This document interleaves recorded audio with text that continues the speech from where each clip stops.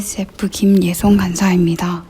7월 14일 일용할 양식의 말씀은 광야 여정의 기록을 명하신 하나님이라는 제목으로 민수기 33장 1절부터 15절 말씀입니다. 모세와 아론의 인도에 따라 이스라엘 자손들은 약속의 땅으로 여정을 떠납니다. 하나님은 이스라엘의 행군 여정을 기록하게 하십니다. 이스라엘의 출애굽 여정은 하나님의 권능으로 시작합니다. 3절 말씀입니다. 그들이 첫째 달 15째 날에 라암셋을 떠났으니 곧 6월절 다음 날이라. 이스라엘 자손이 애굽 모든 사람의 목전에서 큰 권능으로 나왔으니. 이스라엘 자손은 큰 권능, 하나님의 권능으로 애굽을 나오게 됩니다. 그리고 몇 번에 걸친 이동 경로에서도 하나님의 권능이 함께 했습니다. 애굽인들의 손에서 벗어나 바다를 건너는 것도, 광야에서 일용할 양식을 먹었던 것도, 마실 물이 없을 때에는 반석 속에서 물을 내어주시는 등 하나님의 권능이 함께하지 않았던 적이 없습니다. 그리고 현재 이스라엘은 모압 평지에 거주하며 가나안 땅에 들어가기 위한 대열을 새롭게 갖추어야 합니다. 곧 요단을 건너 약속의 땅 가나안에 들어가기 위해서 다시 한번 하나님의 능력을 기억하도록 하는 일이 필요했습니다. 요단 동쪽 땅을 차지한 이후에 광야 생활을 다시 한번 기록했다는 것을 볼 때 이후의 여정 또한 하나님의 능력과 은혜로만 할 수 있다는 것을 알 수 있습니다. 이스라엘의 여정을 기록하라고 하신 첫 번째 이유는 은혜를 기억하게 하기 위해서입니다. 이스라엘이 지금까지의 여정을 할 수 있었던 것은 모두 하나님의 은혜였습니다. 이스라엘의 모든 여정은 하나님의 은혜를 기초로 한 여정이었습니다. 이스라엘은 큰 민족이 아니었습니다. 강한 민족도 아니었습니다. 그러나 그들의 발걸음엔 하나님의 은혜가 함께 했습니다.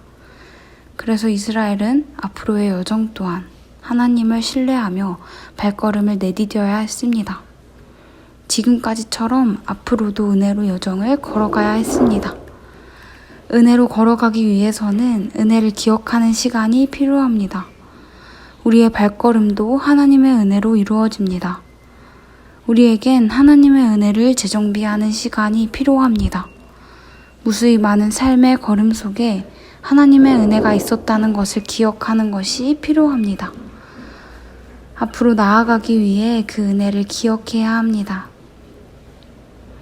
라암셋을 떠나 시내 광야에 진을 치기까지의 여정에서 반복적으로 사용하는 단어는 떠나다, 진을 치다입니다.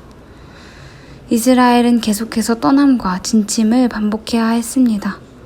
하나님의 명령대로 머물고 떠나야 했던 이스라엘은 소망을 가지기도 했지만 항상 그렇지만은 않았을 것 같습니다. 중간중간 이스라엘 백성들은 살기 좋아 보이는 풍부한 땅을 지났고 때로는 살지 못할 것 같은 땅에 머물러야 했습니다.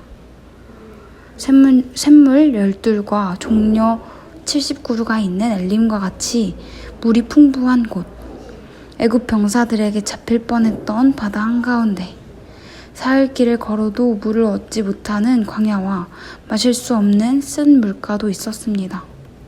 문제가 발생하는 곳도 있었지만 머물고 싶은 곳도 있었습니다. 이스라엘 자손들은 이런 지형을 모두 지나가야 합니다.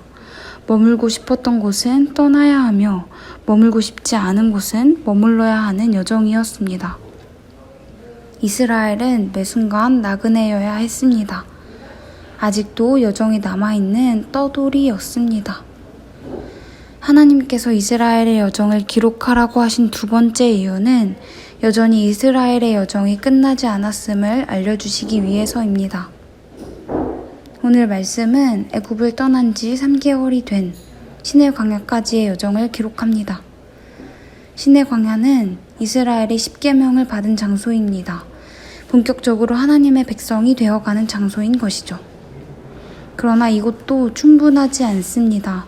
여전히 이스라엘은 떠나 진쳐야 할 곳들이 많이 남아 있습니다.